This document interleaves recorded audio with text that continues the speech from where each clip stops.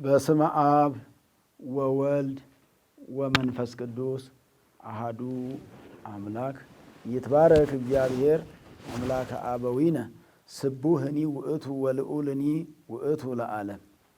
የተወደዳችሁና የተከበራችሁ የእግዚአብሔር ቤተሰቦች አባቶቼ፣ እናቶቼ፣ ወንድሞቼ፣ እህቶቼ ሁላችሁም በእግዚአብሔር ስም እንደምን ሰነበታችሁ? ለዚህች ሰዓትና ዕለት ያደረሰን ልዑለ ባሕሪ ቅዱሰ ባሕሪ ንጹሐ ባሕሪ ሕያወ ባሕሪ እግዚአብሔር አምላካችን ዛሬም ዘወትርም ስሙ የተመሰገነ ይሁን። እንግዲህ አብይ ጾም በጾም በጸሎት በቅዳሴ ሰንብታችኋል። እግዚአብሔር ይህን ሰዓት ለበረከት ስለሰጠን ስሙ የተመሰገነ ይሁን። አሁን ያለንበት ሳምንት የዛሬው ሳምንት እንግዲህ ኒቆዲሞስ በመባል የሚታወቅ በባለፈ 6ኛ ነበረ፣ አሁን 7ኛ ላይ ደርሰናል። 7ኛው ኒቆዲሞስ ይባላል። 7ኛው ሳምንት ኒቆዲሞስ። ኒቆዲሞስ ማለት የሰው ስም ነው። ወሀሎ አሐዱ እምፈሪሳውያን ዘስሙ ኒቆዲሞስ ወሀሎ አሐዱ ብእሲ እምፈሪሳውያን ዘስሙ ኒቆዲሞስ። ኒቆዲሞስ የሚባል ከፈሪሳውያን ወገን የነበረ አንድ ሰው ነበር ይላል። የዮሐንስ ወንጌል ምዕራፍ 3 ከቁጥር 1 ላይ ስታነቡት እስከ ቁጥር 12 የዕለቱ ወንጌል ይሄ ነው። የዕለቱ ምስባክ ደግሞ መዝሙረ ዳዊት 16 ቁጥር 3 ላይ የምታገኙት ነው። ሐወጽከኒ ሌሊተ ወፈተንኮ ለልብየ ይላል። በሌሊት መረመርከኝ፣ ጎበኘኸኝ፣ መረመርከኝ። ወፈተንኮ ለልብየ ልቤንም መረመርከው ይላል ዳዊት። አመከርከኒ ወኢተረክበ አመፃ በላዕሌየ መረመርከኝ፣ ፈተንከኝ፣ ወኢተረክበ አመፃ በላዕሌየ አመፃ በእኔ ላይ አልተገኘብኝም ይላል። ከመ ኢይንብብ አፉየ ግብረ እጓለ እመሕያው አንደበቴ የሰውን ሥራ ጣዖት ማምለክን እንደማይናገር ተረዳኸኝ ይላል። ይሄ ምን ማለት ነው? እንግዲህ ሐወጽከኒ ሌሊተ በሌሊት አለ ዳዊት ነው ስለ ራሱ የሚናገረው። ስለ ራሱ ሲናገር በዚህ በመዝሙረ ዳዊት 16 ቁጥር 3 ላይ ወኢተረክበ አመፃ በላዕሌየ አለ። መረመርከኝ፣ ስትመረምረኝ አለ በቃሌ መበደል፣ በእጄ መግደል፣ በልቡናዬ ቂም ተንኮል፣ ቂምና በቀል እንደሌለ አየኸኝ ይላል። ትልቅ ቃል ነው፣ ደስ የሚል ቃል ነው። እግዚአብሔር ሲመረምረን አሁን እንግዲህ ዳዊት ስትመረምረኝ በልቤ ውስጥ ምንም ተንኮል አላገኘህብኝም አለ እግዚአብሔር። ያን እንዳላገኘበት ደግሞ እግዚአብሔር መስክሮለታል። በባለፈውም እንደተማርነው አያችሁ ምን አለ? በእጄ መግደል የለም፣ መግደል የሚባል እጄ ላይ የለ፣ ገድዬ አላውቅም አለ። ትቻለሁ፣ ንስሐ ገብቻለሁ ሲል ነው ዳዊት። ከዛ በፊት ግን የግድያ ነገር ተፈጽሞበት ነበረ። ነገር ግን አሁን ንስሐ ከገባው ወደዚህ አለ። ንስሐ ከገባ ሰው ንስሐ ከገባ እኮ በፊት የሰራው ነገር አይታወስለትም። እግዚአብሔር የፊትን ቂም ይዞ የሚኖር አምላክ አይደለም። ይቅር በለን ብለን ካልንበት ጊዜ ጀምሮ ያለውን ሁሉ ይደመስሳል እግዚአብሔር። በይበልጥ ፍቅር ካለን ኃጢአታችን ሁሉ ይደመሰሳል። በፍቅር ያለ ጾም ስንጾም፣ በፍቅር ያለ ንስሐ ስንገባ፣ ሁሉን ሰው ወደን፣ ሁሉን እኩል ያለው የሌለ ሀብታም ድሃ ሳንል እኩል ወደን አማኒ አማኒ ብለን ንጹሕ ፍቅር ለሁሉ ሰው ካለን ኃጢአታችን ሁሉ ይደመሰሳል ማለት ነው። ስለዚህ በእጄ መግደል እንደሌለ ተመለከትክ፣ መርምረኸኝ ይህን አወቅከኝ፣ በዚህ መስመር እንደሌለው። እንደዚሁም በአንደበቴ ደግሞ መበደል፣ አንደበታችን ብዙዎቻችን ሰው ይበድላል። የምንናገረው ነገር ሰው የሚያሳዝንብን፣ ሰውን እንባ እስኪያፈስ ድረስ ንግግራችን ሰውን እንባ የሚያስፈስስ፣ ሰውን የሚያስለቅስ፣ ሰውን የሚያስከፋ፣ ሰውን የሚያስቀይም ንግግር በአንደበቴ የለ ማለት ነው። እኛም በጾማችን ጊዜ ለእኛ የሚያስፈልገን ይሄ ነው ወገኖቼ። በጾምም ይሁን በየትኛውም ሰዓት ቢሆን እጃችን ከመግደል፣ አንደበታችን ይሄ ምላሳችን ከመበደል። ምላስ ትንሽ ናት አለ ያዕቆብ ሲናገር፣ ልክ እንደ ክብሪት እሳት ትንሽ ነች አለ። ክብሪት ላይ ያለችው እሳት በጣም ትንሽ ናት አይደለም? ያቺ ትንሿ እሳት ግን ትልቁን ጫካ ነካ ካረገች በአንድ ቀን አጋይታ ጨርሳ አቡና አመድ አርጋ ትውላለች ማለት። ምላስም ትንሽ ሆኖ እያለ ከአካላችን ውስጥ ከሰውነታችን ክፍል ውስጥ ትንሹ ምላስ ነው። ነገር ግን ይሄ ትንሹ ምላስ ስንት ሀገር ነው የሚያቃጥለው ነው። አሁንም ዛሬ ሀገር እያቃጠለ ያለው የምላስ ጉዳይ ነው፣ የንግግር ጉዳይ ነው። የሚነገረው ነገር ነው ብዙውን እያጣላ ያለ፣ ሰውን ከሰው እያጣላ እያከፋፋ አላፋቅር ያለ አላቀራርብ ያለ ምላስ እኮ ነው። ምላስ የሆነው ደግሞ እንደ ሚዲያ ያሉ መልካም ነገር ማስተማር የሚሳንበት አጋጣሚ ሲኖር ሚዲያውም ምላስ ነውና መልካም ሊያስተምር ይገባል። ሰዎች የሚታረቁበትን፣ ሰዎች የሚፋቀሩበትን፣ ሰዎች የሚከባበሩበትን፣ ሀገር ወደ ትውልድ ወደ ሌላ ወደሚቀጥለው ትውልድ የሚሻገርበትን የሚናገር ሚዲያ ነው የሚያስፈልገው እንጂ ሀገር የሚያቃጥል አያስፈልግምና ምን አለ? በአንደበቴ መበደል የለም ማለት፣ በአንደበቴ አልበድልም፣ በአንደበቴ ሰው አልበድልም ብሎ ተናገረ። ከዛ ሶስተኛው ምን አለ? በልቡናዬ ደግሞ ቂምና በቀል የለም በልቤ ውስጥ አለ። በልባችሁ በቀል ያለባችሁን ሁሉ እግዚአብሔር በቀላችሁን ከልባችሁ ውስጥ ቂምና በቀል እግዚአብሔር ያውጣላችሁ። እንዲያውም እኮ ጾምም በቀል ጾም ካለ ምንም ዋጋ የለውም፣ ዝም ብሎ ድካም ነው። ጸሎትም ዝም ብሎ ድካም ነው። ስግደቱም ዝም ብሎ ድካም ነው የሚሆነው። በምን ከሆነ? በበቀል ከሆነ ውስጣችን ቂምና በቀል እስመ ዘያነብር ቂመ ውስተ ልቡ ይውክፍት ጸሎቱ ቅድመ እግዚአብሔር። ቂምን በልቡናው ይዞ የሚኖር ሰው ጸሎቱ በእግዚአብሔር ፊት ተቀባይነት የለውም ይላል። እስመ ለዘያነብር ቂመ ውስተ ልቡ ብሎ ይላል። እስመ ዘያነብር ቂመ ውስተ ልቡ፣ በልቡ ውስጥ ቂም ይዞ የሚጸልይ ሰው በእሾህ መካከል እህል እንደ መዝራት ነዋል። በእሾህ መካከል አሁን እህል ብትዘሩ ምን ያፈራል? እሾህ ወዲያው ያንቀው የለ? አንቆት እንዳያፈራ ያደርገዋል እኮ። ገና እንደበቀለ እንዲያፈራ አያደርገውም፣ አይፈቅድለትም፣ ይተበትበዋል፣ እሾሁ ይዘዋል። ቂምም እንደዛው ጾማችንና ጸሎታችን ዋጋ እንዳያመጣ ፍሬ እንዳያፈራልን ያደርግብናልና፣ ስለዚህ ከቂም ከበቀል ከተንኮል ከመበደል ከመግደል በምላሳችን የምንገለው እኮ ይኖራል። በልባችን እኮ ብንገለው የምንፈልገው ምናልባት አልሆን ብሎ እንጂ በሕይወት ባይኖር ብለን የምንመኘው ሰው እኮ ካለ እኮ ይሄ ማለት እኮ ገደል ነው ማለት ነው። ይሄ በእግዚአብሔር ፊት አያቀርበንም። ጾማችን ቅድመ እግዚአብሔር እንዳይደርስ ያደርጋል። ጸሎታችን ቅድመ እግዚአብሔር እንዳይደርስ ያደርጋልና ዳዊት በዚህ በኒቆዲሞስ ቀን የተናገረው ወይንም ሊቃውንት አባቶቻችን አስተካክለው ያስቀመጡት ምስባክ ይሄን ይመስላልና ከቂምና ከበቀል ተለይተን እግዚአብሔርን እንድናመሰግን መልካም ፈቃዱ ይሆንልን።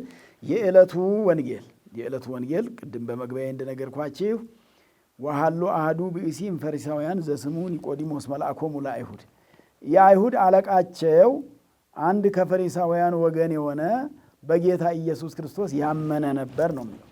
ከስምንቱ ቤተ አይሁድ አንዱ ጸሐፍት ፈሪሳውያን ናቸው። ፈሪሳውያን ሕገ ሙሴን የሚጠብቁ ናቸው። የሙሴን ሕግ ጠብቀን እንኖራለን ይላሉ፣ ወንጌልን ግን ይጠላሉ። የሙሴን ሕግ ብቻ ነው የሚጠብቁት፣ ሕገ ወንጌልን ግን አይቀበሉም። ከስምንቱ ቤተ አይሁድ አንዱ እነሱ ናቸውና ፈሪሳውያን ናቸው። ሕግ ያጠብቃሉ። ጸሐፍት የሚሉት ሕጉን የሚያረቁ ናቸው። ፈሪሳውያን ደግሞ የተረቀቀውን የሚያስፈጽሙና ለሕዝቡ የሚያስተምሩ ናቸው። ያንን የሚመክሩ የሚነግሩ ወደ ሕዝቡ የሚያደርሱ ናቸው። በብሉይ ኪዳን ያው መቼም ዞሮ ብሉይ ኪዳንን የሚያስተምሩ ናቸው። ብሉይ ኪዳንን አዋቂዎች ናቸው። መጻሕፍተ ነቢያትን ያውቃሉ። አዲስ ኪዳን ላይ ነው የቸገራቸው። ወደ አዲስ ኪዳን መምጣት ነው ያቃታቸው።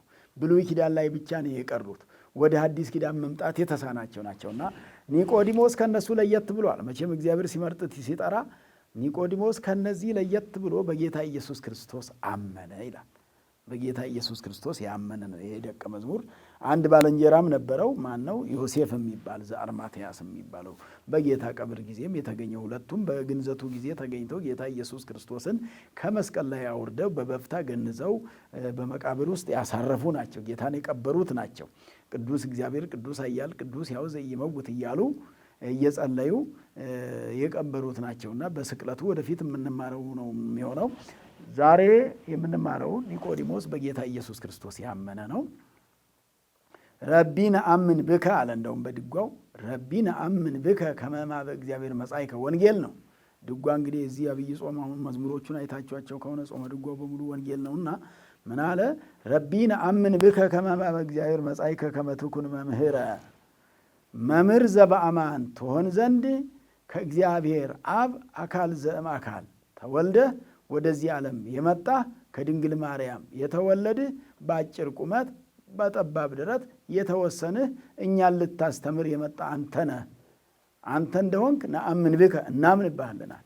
እግዚአብሔር የተመሰገነ ይሁን። አማኝ መገኘቱ ከፈሪሳውያን ወገን ያውም የተገኘው ከማያምኑት፣ በወንጌል ከማያምኑት፣ በኢየሱስ ክርስቶስ ከማያምኑት፣ ኢየሱስ ክርስቶስን ከሚያሳድዱት መካከል በኢየሱስ ክርስቶስ የሚያምን ተገኘ። እግዚአብሔር ሲመርጥ እንዲህ ነው። የእሱ ቤተሰቦች በሙሉ ቤተ አይሁድ ኢየሱስ ክርስቶስን ያሳድዳሉ። እሱ ደግሞ አመነበት። መልአኮሙ ለአይሁድ አለቃ ነው። ደግሞ የአይሁድ አለቃቸው ነበረ፣ ሹም ነበረ፣ ስልጣን ነበረው። በትምህርትም የተሻለ ኦሪቱን የሚያውቅ ነው እንደነሱ። በትምህርት በሹመት የከበረ ነበር ይላል።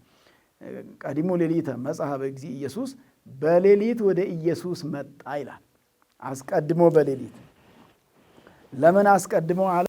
ወደፊት በዕለተ ዓርብ ለግንዘተ ኢየሱስ ክርስቶስ የሚመጣ ነውና ቀድሞ ዛሬ መጣ ነው። እንደገና ቀን ከሚመጡት ቀድሞ ሌሊት መጣ። ቀን መጥተው የሚማሩ ፈሪሳውያን አሉ። ያው መቼም ለፈተናም ቢሆን ይገኛሉ። የአምስት ገበያ ሕዝብ ነበረ ተሰብስቦ ከጌታ ኢየሱስ ክርስቶስ ጋር የሚውለው። ከነሱ ከአምስቱ ገበያ ሕዝብ ቀን ከሚመጡት ቀን ከሚማሩት ቀድሞ ሌሊት መጣ ኢየሱስ። ኒቆዲሞስ ለምንድን ነው ሌሊት የመጣው? እንግዲህ መተርጓም ብዙ ሀሳብ ሰጥተዋል እዚህ ላይ። የሌሊት ልቡና ክት ነው። ሌሊት ታዋሲያንም አይንቀሳቀሱም። ስትማሩ ስታነቡ፣ ሌሊት ስታነቡና ቀን ስታነቡ እኩል አይደለም። ሌሊት ስታነቡ የተረጋጋ አእምሮ ነው ያለው፣ የተረጋጋ ልቡና ነው ያለው። የተረጋጋ አእምሮና የተረጋጋ ልቡና ስላለ ያነበባችሁት ሁሉ ጠቅላላ ወደ ውስጥ ነው የሚገባው፣ ወደ አእምሮ ነው የሚገባው፣ ወደ ልቡናችሁ ነው የሚሄደው። ቀን ከሆነ ግን ሀሳብ ይበተናል። የቀን ልቡና ይባክናል ነው፣ ይበተናል ነው። መኪና ሊጮህ ይችላል። ሰው ድምፅ ተሰሙ ትችላላችሁ። የእንስሳት ድምፅ ሊሰማ ይችላል። የአይዋፍ ድምፅ ሊሰማ ይችላል። ቀን ሁሉም ስለሚንቀሳቀስ የተከተተ ልቡና ስለማይኖር ሌሊት የተከተተ ክት ልቡና ስለሆነ በክት ልቡና ወንጌል ልማር ብሎ ነው የሄደው ኒቆዲሞስ። በክት ልቡና ወንጌል ልማር ብሎ ወደ መድኃኒታችን ወደ ኢየሱስ ክርስቶስ ሂዷል። መድኃኒታችን ኢየሱስ ክርስቶስ በክት ልቡና ወንጌልን በልቡናው እንዲያሳድርለት ነው ሄደውና እንግዲህ ሌላው ውዳሴ ከንቱ ሽተው ብለዋል መምህራን አባቶቻችን ሲያስተምሩ። ውዳሴ ከንቱ ማለት መምህር ነው። እሱ የአይሁድ መምህር ነው፣ የፈሪሳውያን መምህር ነው። እንደ ፈሪሳውያን አንዱ መምህር ነው እርሱና መምህር ነኝ እያለ የኖረ እስከ ዛሬ ለካ ሳይማር ነው መምህር ሆኖ ሲያስተምረን የነበረ እንዳይሉት፣ እንዳይነቀፍ። በእርግጥ እውነት ነው። ሰው ካየ አልተማረም ወይ ሊል ይችላል። ትምህርት ግን ለሚያውቅ ሰው ለሚያስተውር ሰው እስከ ዕለተ ሞት ትምህርት አያልቅም። ሰው ያልቃል እንጂ ትምህርት አያልቅም። ትምህርት ሰው ሁሉ የምንችለውን ትንሽ ነገር ሞክረን ነው የምናልፈው እንጂ ትምህርት ጨረሰ እውቀት አጠናቀቀ የሚባል ሰው የለም። ያውም መንፈሳዊ ዓለማዊም ቢሆን የሚጠናቀው ማወቅ የሚባለው ነገር ባወቁ ቁጥር እየጨመረ የሚሄድ ነገር እንጂ የሚያበቃ ነገር አይደለም። እውቀት እየጨመረ ባወቁት ቁጥር ወደ እግዚአብሔር እኮ በቀረብነው ቁጥር እኮ ባወቅነው ቁጥር መንፈሳዊ እውቀት ማለት ወደ እግዚአብሔር በቀረብን ባወቅነው ቁጥር ደግሞ እግዚአብሔር እየረቀቀብን ርቀቱን እያወቅን የማይዳሰስ የማይጨበጥ መሆኑን እያወቅን እያመን ነው በቸርነቱ እየተደሰትን ጣዕሙ ወታይምሩ እግዚአብሔር ቸር እንደሆነ እየቀመስን ባወቅነው ቁጥር እየተደሰትንበት በእንባ እየተጠመቅን የእግዚአብሔር እየሆንን ዓለምን እየናቅን የምንገኝ ነው የሚሆነው እና መንፈሳዊ እውቀት የበለጠ እያሳደገ ጌታ ኢየሱስ ክርስቶስም ሲያስተምር ወንጌሉ እኮ እንዲህ ነው። እምከመ ተለዓልኩ እምድር እስሕብ ኩሎ ሀቤ ከምድር ከፍ ያልኩ እንደሆነ ሁሉም በረድኤት በሀብት እስበዋለሁ አቀርበዋለሁ ነው ያለው በዮሐንስ ወንጌል። ከፍ ባልኩ ቁጥር፣ ምክንያቱም ወደ እሱ በሄድን ቁጥር አስተሳሰባችን ከፍ እያለ እውቀታችን እየዳበረ ይሄዳል ማለት ነው። ዝም ብለን እዚሁ ምድር ላይ የምንርመሰመስ ከሆነ ግን ወደ እግዚአብሔር መቅረብ የዓለሙ ነገር ብቻ ሲያጣላንና ሲያባላን መኖር ይሆናል። ወደ እግዚአብሔር ያለውን ነገር ሳናስብ እንቀራለንና ስለዚህ ሌሊት ይመጣ የነበረው አንዱ ውዳሴ ከንቱ ሽቶ ነው ተብሏል። ምክንያቱም መምህር ነውና መምህር ሆኖ እኛን ያስተማረን ታዲያ እዛ ጋር ሄዶ የሚማር በሌላ መልኩም ለስልጣኑም ደግሞ ተጨንቆ ነው። እንግዲህ መቼም የዚህ ምድር ስልጣንም ያስጨንቃል። ብዙዎች ሰዎች ለዚህ ምድር ስልጣን ብለው የሚደበቁ ያንድ አይታጣ ህይወት ግን አይደለም፣ የመጨረሻ ህይወት ግን አይደለም። በምድር ላይ ያለ ስልጣን የመጨረሻ ህይወት ማለት አይደለም፣ ጊዜያዊ ነገር ነው፣ ዘላለማዊ ነገር አይደለም እና ጊዜያዊ ሕይወት ስለሆነ ከዚህ ከጊዜያዊ ሕይወት ይልቅ ዘላለማዊ ሕይወት ይበልጥብኛል ነው።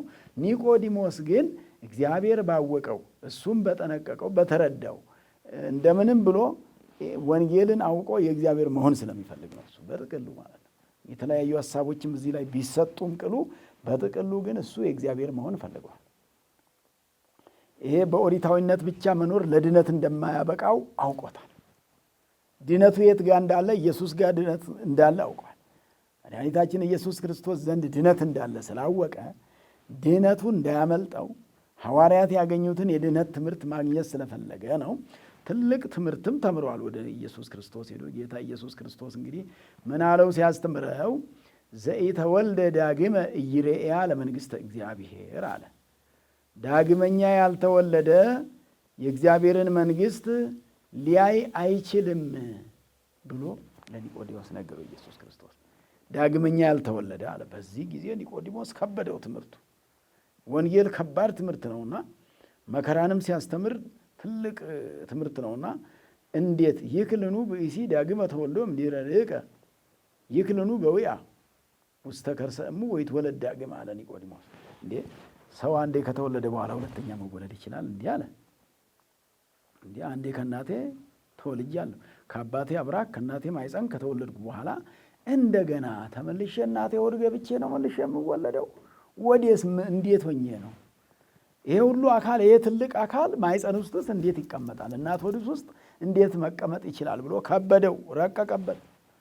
የወንጌል ትምህርት እንዲህ ይረቃል። በስፋት ካላዩት፣ ጠልቀው ካላዩት፣ ተረጋግተው ካላዩት እንዲህ ይረቃል የወንጌል ትምህርትና ጌታ ኢየሱስ ክርስቶስ የሚያስተምረው ትምህርት ረቂቅ ነውና ወንጌል ረቂቅ መንግሥተ ሰማያትን የምታወርሰን ስለሆነች ሲማሯትም ረቀቅ ትላለች፣ ሲማሯትም ታስቸግራለች፣ የምትከብድም ናት። ወንጌል ሕይወቱ ዓይንህን አውጥተህ ስጥ ሲል፣ ልብስን አውልቀህ ስጥ ሲል፣ ራስን ተው ሲል፣ ብዙ ነገር መጦተርስ ራስን አሳልፈህ ስጥ ሲል ብዙ ወንጌል ውስጥ ስንማር የሚከብዱ ነገሮች ነፍሱም በዚህ ዓለም ሰውነቱም በዚህ ዓለም በመከራ የጣላት በግራ የተመስቀለ የጣላት በመንግሥተ ሰማያት ያገኛታል ይላል። ሰውነታችሁን ብጥሉ ታገኛላችሁ ይላል። በዚህ ምድር ላይ ብትሞቱ በሕይወት ትኖራላችሁ የሚል ነው የወንጌል ትምህርትና እንዲህ ያለ የሚመጣ ስለሆነ ከበደው። ሲከብደው ጌታ ኢየሱስ ክርስቶስ ደግሞ ለደቀ መዛሙርት ለሚማሩት ትምህርት በሚረዳቸው ልክ ማስተማር ስራው ስለሆነ የኢየሱስ ክርስቶስ ዳግም ተወለድ ብሎ እንዳይቀር መወለጃውንም ነገረው። ከምን እንደሚወለድ እንዴት እንደሚወለድና ከምን እንደሚወለድ ሲነግረው ምን አለው? አማን አማን እብለከ ዘኢተወልደ እማይ ወእመንፈስ ቅዱስ ኢይክል በዊአ ውስተ መንግሥተ እግዚአብሔር አለው።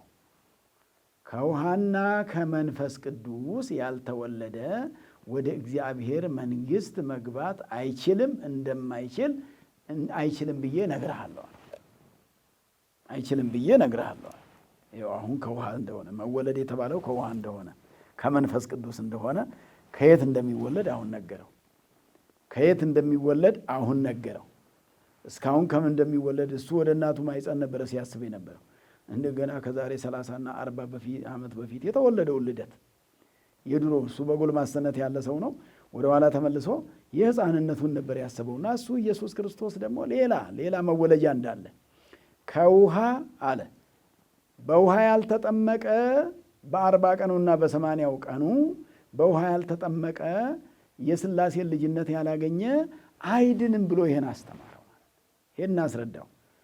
እግረ መንገዱን እዚህ ምስጢረ ሥላሴንም አስተምሮታል። ምስጢረ ጥምቀትና ምስጢረ ሥላሴን። ምስጢረ ጥምቀት ከውሃና ከመንፈስ ቅዱስ ካልተወለደ ብሎ ምስጢረ ጥምቀትን በ40ና በ80 ቀን የምንወለደውን ልደታችንን ከእግዚአብሔር የምንወለደውን ልደት የእናትና የአባት ሳይሆን እሱ በዛ ብቻ እንዳንቀር ከመንፈስ ቅዱስ መወለድ ከውሃና ከመንፈስ ቅዱስ መወለድ እንዳለብን በ40ና በ80 ቀን ይሄን ነገረው። ምስጢረ ጥምቀት ይሄ ነው። አያይዞ ምስጢረ ሥላሴ ደግሞ ነገረው። ከአምስቱ አዕማደ ምስጢር ሁለቱን እዚህ ያስተማረው ማለት ነው ለኒቆዲሞስ። ምስጢረ ሥላሴ ደግሞ እንዴት ብሎ ነው? ከውሃ ብሎ ከወልድ ያልተወለደ ከመንፈስ ቅዱስ ብሎ ከመንፈስ ቅዱስ ያልተወለደ ወደ እግዚአብሔር መንግሥት ብሎ እግዚአብሔር አብ ከእግዚአብሔር አብ ያልተወለደ ከእግዚአብሔር አብ ያልተወለደ፣ ከእግዚአብሔር ወልድ ያልተወለደ፣ ከእግዚአብሔር መንፈስ ቅዱስ ያልተወለደ፣ ከሥላሴ ያልተወለደ መንግሥተ ሰማያት አይገባም ብሎ አስረግጦ ነገረው መድኃኒታችን ኢየሱስ ክርስቶስ። አይሁድ ጋር ይሄ የለም፣ ፈሪሳውያን ጋር ይሄ ትምህርት የለም። ኦሪትን ብቻ ጠብቆ መኖር ነው። ገና ወደፊት ምስጢረ ሥጋዌ ወደፊትም ይመጣ ነው ብሎ ክርስቶስን ሌላ ክርስቶስ ይመጣል ብሎ የሚጠብቁ ናቸው ፈሪሳውያን። ክርስቶስን በመጣበት ጊዜ ማመን ተስኗቸው ገና እየጠበቁ ከሚኖሩት ተለይቶ ነው በኢየሱስ ክርስቶስ ያመነው ኒቆዲሞስ። እግዚአብሔር የተመሰገነ ይሁን። ኒቆዲሞስን ለእምነት ያበቃ እኛንም ለማመን አምነን በ40ና በ80 ቀናችን ባገኘነው ክርስትና አምነን መልካም ትሩፋት በጎ ስራ ሰርተን ምግባር ትሩፋት ሃይማኖት ሰርተን ጠብቀን ለመኖር እግዚአብሔር ይርዳን። ከዚያ እንግዲህ ስታዩ በክርስትና ቤት የሚፈጸም ነው ይሄ ወንጌል። ክርስትና ቤት ሕፃናት ክርስትና ሲነሱ ይሄ ነው የሚነበብላቸው በ40ና በ80 ቀናቸው። ሌላም ሰው ክርስትና ሲነሳ በክርስትና ጊዜ የሚነበበው ወንጌል ይህ ነው። ምክንያቱም ዲያቆኑ ሕፃኑን ይዞ አሰግደከ ለአብ አሰግደከ ለወልድ አሰግደከ ለመንፈስ ቅዱስ ብሎ ካህኑ እንዲያጠምቀው ሕፃኑን ይዞ ያቀርባል ዲያቆኑ። ተልእኮ ስለሆነ ስራው እንግዲህ ማጥመቅ የካህኑ ስለሆነ ካህኑ ክርስትና ልጅነት የሥላሴን ልጅነት ይሰጣሉ ማለት ነው። ሥላሴ ልጅነታቸውን በካህኑ በኩል ይሰጣሉ ለሕፃኑ ማለት ነው። ልጅነት የሚሰጠው እግዚአብሔር ነው። ስለዚህ ለአብ ለወልድ ለመንፈስ ቅዱስ አሰግድሃለሁ ነው ሕፃኑ እንዲሰግድ ለሥላሴ። ገና በሕፃንነት በ40 ቀን እኮ ነው ለሥላሴ የሚሰግደው፣ በ80 ቀን ገና ምንም ሳያውቅ ከዛ ጊዜ ጀምሮ ለሥላሴ መስገድን አንድ ስግደት ነው ለሥላሴ የሚሰግድላቸው። ለአብ ለወልድ ለመንፈስ ቅዱስ ስንሰግድ፣ ለአብ ብንሰግድ፣ ለወልድ ብንሰግድ፣ ለመንፈስ ቅዱስ ስንሰግድ አንድ ስግደት ነው የሚሰግድላቸው። አሐተ ስግደተ ይሰገዱ ወአሐተ ስብሐተ ይሴብሑ። አንድ ስግደት ይሰገድላቸዋል፣ አንድ ምስጋና ይመሰገናሉ፣ አንድ ስግደት ይሰገድላቸዋል። ይሄን የትና ከዛ ካህኑ ይቀበልና ደግሞ አጠምቀከ በስመ አብ አጠምቀከ በስመ ወልድ አጠምቀከ በስመ መንፈስ ቅዱስ ይላል።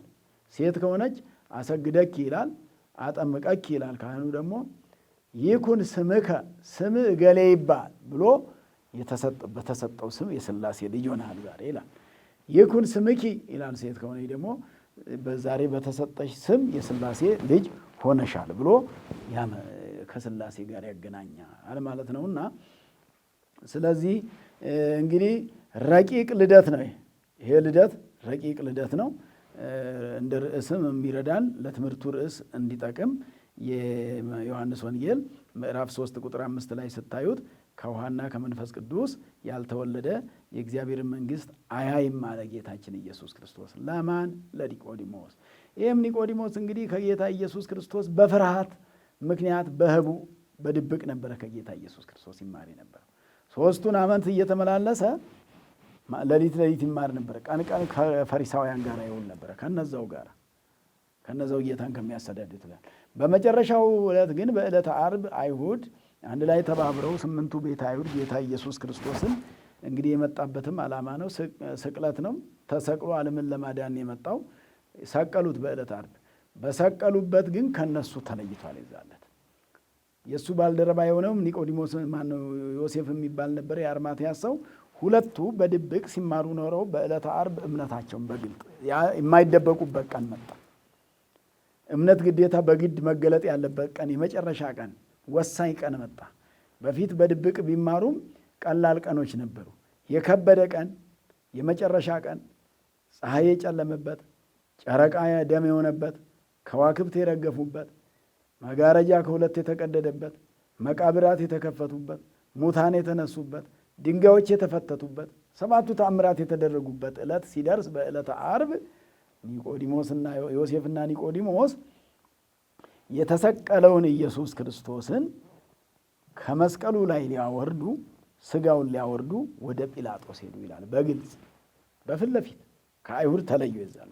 ከዛ ቀን ጀምሮ ያ 3 ዓመት የተማሩትን ትምህርት ስራ ላይ አውለዋልና አይሁድም ከዛ ጊዜ ጀምሮ ሊገሏቸው ይፈልጉ ነበር ነው የሚለው ተአምረ ኢየሱስ ላይ ተመዝግቦ የምናገኘው ማለት ነው። ዮሴፍና ኒቆዲሞስ ወደ ጲላጦስ ሂደው ወሰአለ ዮሴፍ ስጋሁ ለኢየሱስ አብረው ሆነው የኢየሱስ ክርስቶስ ስጋውን ከጲላጦስ ዘንድ፣ ምክንያቱም ያስፈራል። ንጉሥ የገደለውን ዘመን የወደደውን ያንን ንጉሥ የገደለ ያሰቀለውን በንጉሥ ትእዛዝ የተሰቀለውን ይውረድ እናውርደው ብሎ ማለት ፊት ለፊት መቅረብ ይዛለት ራስን ለሰይፍ እንደመቅረብ ነው፣ ራስንም ለስቅለት እንደማቅረብ ነውና በዛ ጊዜ ጲላጦስን ፈቀደላቸው። ከዛ ከመቃብር ላይ አወረዱት። ከመቃብር ላይ አውርደው በበፍታ ገነዙት። ጌታ ኢየሱስ ክርስቶስን በዕለተ ዓርብ ቅድስት ሥጋው ቅድስት ነፍሱ ከቅዱስ ሥጋው በተለየች ጊዜ የገነዙት ዮሴፍና ኒቆዲሞስ ናቸው። ሲገንዙት ዝም ብለው እየገነዙት ነበረ።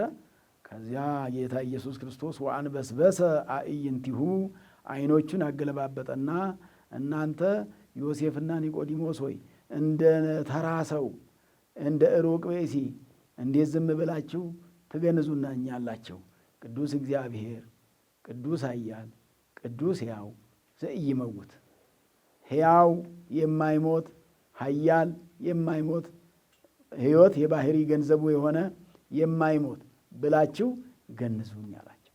በዚህ ጊዜ እነሱም ቅዱስ እግዚአብሔር ቅዱስ ኃያል ቅዱስ ሕያው ዘኢይመውት ዘተወልደ እማርያም ቅድስት ድንግል ዘተሰቅለ ማነው ዘተጠምቀ በዮርዳኖስ ወተሰቅል ዲበ ዕፀ መስቀል ብለው ዘተንሥአ እሙታን አመ ሣልስት ዕለት ብለው ይሄንን የኪዳን መግቢያ አድርገን ዛሬ በቤተ ክርስቲያን ለጸሎት የምንጠቀምበትን ዮሴፍና ኒቆዲሞስ ናቸው የደረሱት። እንዲሁም መላእክትም ተናግረውታል የሚል ትርጓሜ ያለን ዮሴፍና ኒቆዲሞስ ይሄን እያሉ ነው ጌታ ኢየሱስ ክርስቶስን የገነዙት። ከዛም ወደ መቃብር አወረዱት። በዚህ ምክንያት አንትሙ ዮሴፍ ወኒቆዲሞስ፣ እናንተ ዮሴፍና ኒቆዲሞስ ሆይ አነብረክሙ ዲበ መንበረ ሶፎር፣ ሶፎር የሚባል መንበር ላይ በክብር አኖራችኋለሁ፣ መንግሥተ ሰማያት ትገባላችሁ፣ እኔን በክብር ገንዛችሁኛልና ብሎ ጌታ ኢየሱስ ክርስቶስም ዓይኑን አገለባብጦ አናግሯቸው ነው ተመልሶ የተኛው ነው የሚለው ዮሴፍና ኒቆዲሞስን። ለዚህ የታደለ ሰው ነው ኒቆዲሞስ፣ ለዚህ የታደለ እንዲህ አይነት ክብር የተሰጠው የዘላለም ሕይወትን የወረሰ ነውና ምስጢረ ጥምቀትን የተማረ ነው። ስለዚህ ዛሬ እንግዲህ ምስጢረ ጥምቀት የተፈጸመልን ነን ብዙዎቻችን ማለት ነው። እንግዲህ መቼም ኦርቶዶክሳውያን ሆነን ምስጢረ ጥምቀት ያልተፈጸመልን የለን። ዓለም ምስጢረ ጥምቀት የተፈጸመልን ማለት የሥላሴ ልጅነት የተሰጠን ስለ ልጅነት አሰጣጥ የተማረ ነው ኒቆዲሞስ ማለት። ስለ ልጅነት አሰጣጥ እንግዲህ ነፋስ ሲነፍስ ወዴት እንደሚነፍስ አታውቅም፣ ቃሉን ብቻ ትሰማለህ ተብሎ ተነግሮታል። ለእኛም ልጅነት የሥላሴ ልጅነት ሲሰጠን አይታይም ነው። ከእናትና ከአባታችን የተወለድነው ልደት የሚታይ ልደት ነው። ከሥላሴ የምንወለደው ልደት ደግሞ የማይታይ ረቂቅ ልደት ነው። ረቂቅ ልደትን የተወለድን ነን። ረቂቅ ልደት ተፈጽሞልን ልደት ማለት መወለድ ማለት ነውና ረቂቅ ልደት ከሥላሴ መወለድ ምንድን ነው የሚለው መጽሐፉ ዮሐንስ በመልእክቱ ዘተወልደ እምእግዚአብሔር ኢይገብሮ ለኃጢአት፣ ከእግዚአብሔር የተሰራ ከእግዚአብሔር የተወለደ ኃጢአትን አይሰራም ይላል ቅዱስ ዮሐንስ። ከእግዚአብሔር የተወለደ ኃጢአትን አይሰራም። ለምንድን ነው መገዳደሉ? የተወለድነው ከእግዚአብሔር። ለምንድን ነው መጠላላቱ? የተወለድነው ከእግዚአብሔር። ለምንድን ነው በጥቅም መቀማማቱ? ትንሹን እግዚአብሔር ይባርክልን ብለን ሌላ ያልተሰራ ደግሞ መስራት እንጂ መሬቱ መቼ ጠበበ? ምድሩ እኮ አልጠበበም። ምድሩ ሰፊ እኮ ነው። ሰው ያልሰፈረበት ገና ሰው ሳይሰፍርበት ለተምጻትም የሚደርስበት መሬት ብዙ አለ። እንስሳትም ያልረገጡት አራዊትም ያልደረሱበት እንዲሁ ዝም ብሎም የተቀመጠ መሬት አለ። መሬት ሳይጠብ የሰው አእምሮ ስለጠበበ በዚህ ምክንያት ያውም ከእግዚአብሔር ተወልደን በ40ና በ80 ቀን ከሥላሴ የተወለድን የሥላሴ ልጆች ከእግዚአብሔር የተወለዱ የእግዚአብሔርን ሀብት የሚወርሱ ናቸው። እግዚአብሔር ሀብት መንግሥተ ሰማያትን ልንወርስ የተዘጋጀነን። ምድራዊው ነገር በዚህ ምድር ላይ ያለው ለጊዜው የምንኖርበት ነው፣ የዘላለም አይደለም። ስለዚህ ከእግዚአብሔር የተወለደ ኃጢአትን አይሰራም። ከእግዚአብሔር የተወለዱ አይገላደሉም። ከእግዚአብሔር የተወለዱ አይጠላሉም። ከእግዚአብሔር የተወለዱ አይመቀኛኙም። ከእግዚአብሔር የተወለዱ ምቀኝነት አንዱ አንዱን አይመቀኝም። ከእግዚአብሔር የተወለዱ አንዱ የአንዱን ስም አያከፋም ተብሎ በመልእክት ተነግሯልና እንደው ምስጢረ ጥምቀትን ኒቆዲሞስ እንደተማረ አይተን ምስጢረ ጥምቀት እና ምስጢረ ሥላሴ ኒቆዲሞስን እስከ መጨረሻው ጸንቶ እንዲኖር ያደርገው ነውና እኛን አምስቱ አዕማደ ምስጢር እንደዛው ምስጢረ ሥላሴ፣ ምስጢረ ጥምቀት፣ ምስጢረ ቁርባን፣ ምስጢረ ትንሣኤ ሙታን፣ ምስጢረ ሥጋዌ እነዚህ አምስቱ ምስጢረ ሥላሴ፣ ምስጢረ ሥጋዌ፣ ምስጢረ ጥምቀት፣ ምስጢረ ቁርባን፣ ምስጢረ ትንሣኤ ሙታን አምስቱን አዕማደ ምስጢር ይዘን የምንኖር ሰዎች ለምንድን ነው ብዙ ነገር እኛን የማይገልጹ ነገሮች እኛ ላይ የሚታዩት? እኛን የማይገልጹ እኛን ኦርቶዶክሳውያንን የማይገልጹ በ40ና በ80 ቀን ከሥላሴ የተወለድነውን ሰዎች የማይገልጹ እኛን የሚያይገልጹ ነገሮችን ከኛ ፈቀቅ ማድረግ ያስፈልጋል። ከቂምና ከበቀል ከጥላቻ መራቅ ያስፈልጋል። ምክንያቱም ይህ ዓለም ጊዜያዊ ነው ወገኖች፣ ለዘላለም አንኖርበት። የምንኖርበት ጥቂት ጊዜ ነው። ጥቂት ጊዜ ኖረንበት የምናበቃ ነው። ለዘላለም የምንኖርበት እንዳልሆነ እያወቅ ነው ጊዜያዊ መሆኑን እያወቅን በጊዜያዊ ነገር ዘላለማዊ ነገርን እያጣን ያለን ነውና ኒቆዲሞስ ምስጢረ ጥምቀትን ከጌታችን ከመድኃኒታችን ከኢየሱስ ክርስቶስ ተማረ ነው። ከጌታ ኢየሱስ ክርስቶስ ጋር የተከራከረ ነው። ምክንያቱም እስኪገባው ድረስ ብዙ ነው የተከራከረው። ተከራከረ። እንደው ነገሩን በክርክር ብዛት መጨረሻ ወደሚያምንበት ደረጃ ደረሰ። ዝም ብሎ ሳይገባው ቢቀር ባይጠይቅ ባይከራከር እንዴት አድርጎ ድጋሜ መወለድ ይቻላል ባይል ይህን ሁሉ ትምህርት አያገኝም ነበር። መጠየቅ ብዙ ትምህርት እንድናገኝ ያደርጋል። ብዙ እውቀት እንድናገኝ ያደርጋል። ብዙ እንድንገነዘብ ያደርጋልና በመጠየቅ የሚገኘው ትልቅ እውቀት ስላለ ኒቆዲሞስ በመጠየቁ ብዙ ትምህርት አግኝቷልና ስለዚህ ስለ ኒቆዲሞስ ሲናገር ነው እንግዲህ ያ ዳዊቱም በመዝሙሩ በመግቢያው ላይ የተማርነው መረመርከኝ፣ ምንም በቀል የለም። ኒቆዲሞስ የዋህ ቅን ነበረ፣ በጎ ሰው ነበረ። ወደ ቶሎም የዋህ ስለሆነ እንደ ርግብ የዋህ ስለሆነ ወደ ወንጌል የተመለሰው ወደ በጎ ነገር የተመለሰው ጌታችን ኢየሱስ ክርስቶስን የሚተኛበትን ሰዓት የእንቅልፉን ሰዓት እንቅልፍ አላሸነፈው። ከማንቀላፋት ይልቅ የመጣውን አዝመራ መጠቀም የወንጌል ዘመን 3 ዓመት ከ3 ወር ብቻ ስለሆነ የወንጌል ዘመን ያን ዘመን ተጠቅሞበታል ኒቆዲሞስ። እኛም በዚህ በክርስትና በዚህ ምድር ላይ ስንኖር በክርስትና ሃይማኖታችን በእምነታችን ውስጥ ኖረን ሳንጠቀምበት እንዳንቀር ያስፈልጋል። ጊዜውን እግዚአብሔር ሰጥቶን ይሄን ጊዜ ተጠቅመንበት ሳንጸልይበት፣ ሳንጾምበት፣ ሳንሰግድበት፣ ንስሐ ሳንገባበት፣ ሳንቆርብበት የቀረን እንደሆነ ዋጋ ቢስ እንሆናለንና ዋጋ ቢሶች እንዳንሆን በጊዜው እንድንጠቀም አምላካችን መድኃኒታችን ኢየሱስ ክርስቶስ ሁላችንንም ይርዳን። አምላካችን እንግዲህ እኛን ለመንግሥተ ሰማያትን ያዘጋጀን ምስጢረ ጥምቀትን ለኒቆዲሞስ ያስተማረ አምላክ ለእኛም ደግሞ እንደውም ልጅነትን ሰጥቶን ልጆቹ አድርጎን ልጆቼ ናችሁ ብለናል ተብለናል። በወልድ ምንድን ነው የተሰኘነው? ውሉደ እግዚአብሔር የተሰኘነን የእግዚአብሔር ልጆች ነን። የእግዚአብሔር ልጆች አስቀድማችሁ የእግዚአብሔር ሕዝቦች አልነበራችሁም አለ ቅዱስ ጴጥሮስ። እንዘ ቀዲሙ ኢኮንክሙ ሕዝቦ ለእግዚአብሔር ይእዜሰ ሕዝበ እግዚአብሔር አንትሙ። እያችሁ ቀድሞ የእግዚአብሔር ሕዝቦች አልነበራችሁም፣ ዛሬ ግን የእግዚአብሔር ሕዝቦች ናችሁ። በሚደነቅ አጠራሩ ጠርቷቸዋልና ይላል። በሚደነቅ ጥሪ ልጆች ብሎ መጥራት፣ ልጆቼ ብሎ ሳንገባው እኮ ነው ያው ማንገባው ልጆቼ ብሎ የጠራን እግዚአብሔር ነውና ስለዚህ ዛሬ ላይ በዚህ በሱ የሱ ልጆች ውሉደ እግዚአብሔር የተባል በክርስቶስ ክርስቲያኖች ክርስቲያን መባል በጣም ትልቅ ነው። ሌላ ሁሉ ከመባል ቄስ ገሌ አቡነ ገሌ መምህር ገሌ ከመባል ክርስቲያን ገሌ መባል ከሁሉ ይበልጣል። ክርስቲያን ሆነን ለመሞት እግዚአብሔር ይርዳን። እንደው ተጠርተን ብቻ እንዳንቀር እውነተኛ ክርስቲያን ማለት እውነተኛ ክርስቲያን የእውነተኛ ክርስቲያን ስራ ደግሞ ተዘርዝሮ ተቀምጧል። እውነተኛ ክርስቲያኖች የሚሰሩት ስራ በስፋት በገላትያ ላይም ቅዱስ ጳውሎስ በገላትያ 5 ላይ ዘርዝሮታል። ምዕራፍ 15 ጀምሮ ስታነቡት መልካም ክርስቲያኖች ምን አይነት ሰዎች፣ መንፈስ ፍሬ ምን እንደሆነ፣ የኃጢአት ፍሬ ደግሞ የዓለም ፍሬ ይሄ የዲያብሎሱ ስራ ደግሞ ምን እንደሆነ ተዘርዝሮ ተቀምጧል። ስለዚህ በትክክል እንድንጠቀምበት ያስፈልጋል። በክርስቶስ ክርስቲያኖች፣ በመንፈስ ቅዱስ መንፈሳውያን። እንደው ስማችን መንፈሳውያን ነው። እንደው ግብራችንሳ እንደው ግብራችን መንፈሳዊ ካልሆነ ስማችን ብቻ መንፈሳውያን ተብሎ የክርስትና ብቻ ስም ተሸክመን የምንቀር ነጠላ ብቻ የምንለብስ መስቀል ብቻ ይዘን ያለን እንዳንሆን የሚያስፈልገን ሕይወቱን መኖር ያስፈልጋልና በሕይወት ክርስትና ሕይወት ነው የሚጠይቀው። ሁልጊዜ እንደምንማማረው ሁሉ ሕይወቱን መኖር ካልተቻለ ሕይወቱን ካልኖርበት ዝም ብሎ ጊዜ ማሳለፍ ብቻ ከሆነ ዋጋ ስለሌለው በክርስቶስ ክርስቲያን እንደ ዋጋ ተከፍሎብን እኛን ክርስቲያን ያሰኘ።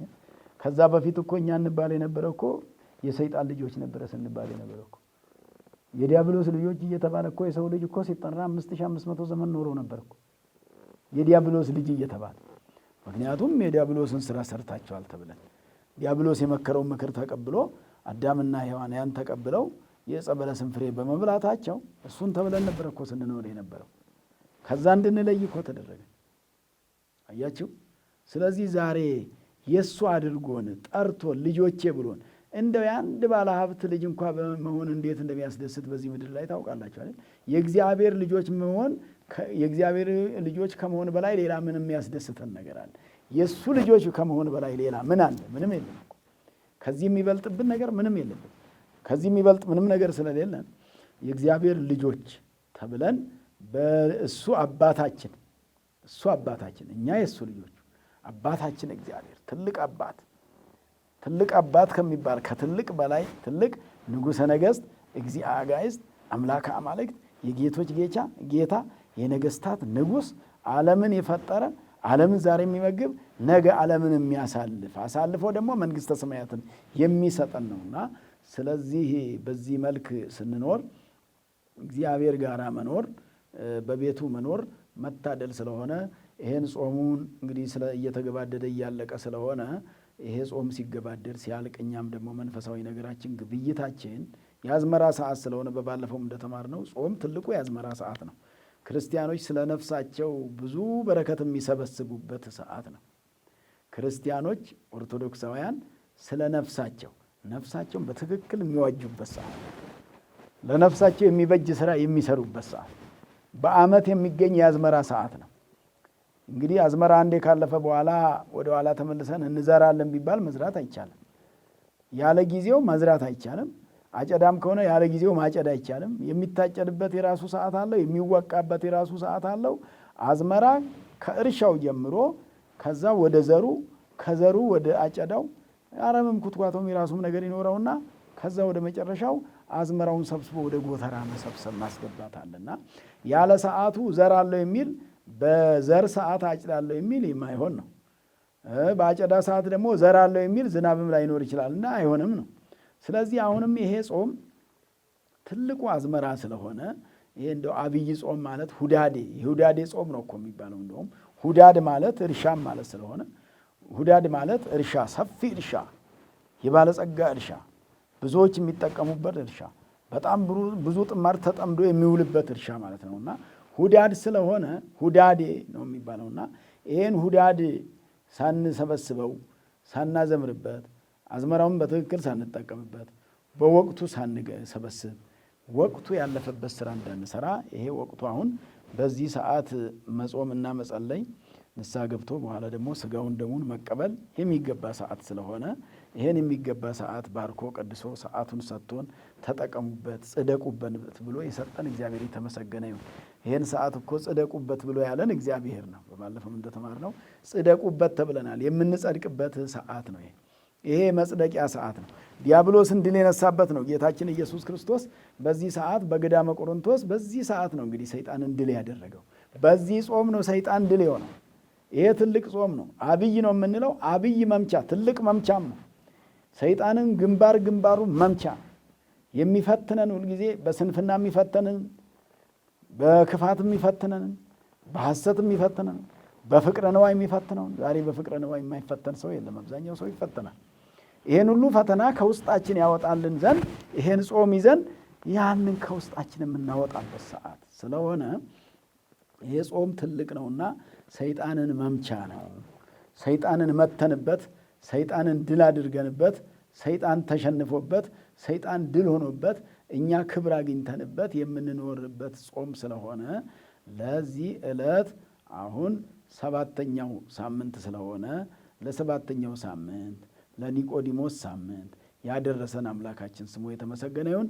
አይታችኋል እንግዲህ በየሳምንቱ ስንማረው እሁድ ነው የሚጀምረው። ይሄ የአብይ ጾም ትምህርት እሁድ ይጀምርና እሁድ 1፣ ሰኞ 2፣ ማክሰኞ 3፣ ሮብ 4፣ ሐሙስ 5፣ ዓርብ 6፣ ቅዳሜ 7 ይልና ደግሞ መልሶ እሁድ 1 እያለ እየጀመረ በዚህ መልክ ነው እንግዲህ ስንማረው የከረምነውና አሁንም በዕለተ እሁድ ኒቆዲሞስ ብለን ጀምረን ዋዜማው ቅዳሜ ማታ ጊዜ ለሰንበቱ እሁድ ይሆናል። የዛኛው ሲያልቅ ወደ እሁድ መግቢያው ቅዳሜ ከሰዓት ዋዜማ ይቆማል። በጾመ ድጓው አለ፣ የጾመ ድጓ ዋዜማ አለ።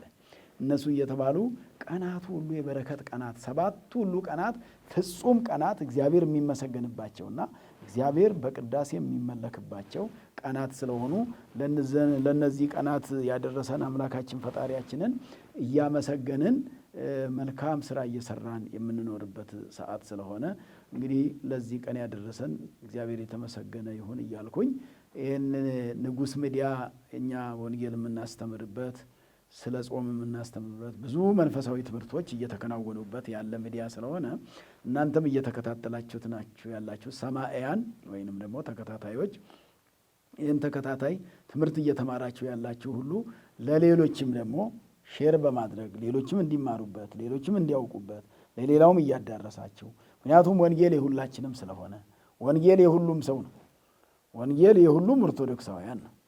የካህናትም የምእመናንም የሁሉም ኦርቶዶክሳውያን የሆኑ ወንጌል የሁሉም ነውና ወንጌል የሁላችን ገንዘብ ስለሆነ የሁላችን ሀብት ስለሆነ የሁላችን መክሊት ስለሆነ ሁላችን ከእግዚአብሔር ጋር የምንገናኝበት ስለሆነ እግዚአብሔርን የምናዳምጥበት ስለሆነ እግዚአብሔርን መስሚያ ስለሆነ ሌላውም በዚህ እንዲጠቀም ማድረጉ መልካም ስለሆነ እኛ ዓላማው ሰው ወንጌል እንዲማር ብቻ ስለሆነ ዓላማችን ይሄ ነውና ይህንን ለሌላውም እንድታዳርሱበት ወይንም ደግሞ ለሌላው እንድታዳርሱ መልእክቴን እያስተላለፍኩኝ ወደ እናንተ ይደርስ ደግሞ ዘንድ የቤተ ክርስቲያን ልጆች ዲያቆናት ይህንን ጊዜያቸውን መስዋዕት በማድረግ ይህንን እዚህ በመቅረጽ ስቱዲዮ ተገኝተው ቀርጸው ከዛ ደግሞ ኤዲት እያደረጉ እያስተካከሉ ወደ እናንተ ተስተካክሎ እንዲደርስ በማድረግ ትልቅ አገልግሎት እያገለገሉ ልጆቻችን አሉና ስለ እነሱም አንደኛ እግዚአብሔርን እንድታመሰግኑ በበለጠ ደግሞ ስለ እነሱ በጾማችሁ በጸሎታችሁ እግዚአብሔርን እንድታስቡ በሙያቸው እያገለገሉን ያሉትን እግዚአብሔር ይጠብቅልን እንድትሏቸው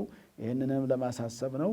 አነሳስቶ ላስጀመረን አስጀምሮ ላስፈጸመን ለእግዚአብሔር አምላካችን ክብር ምስጋና ይግባው።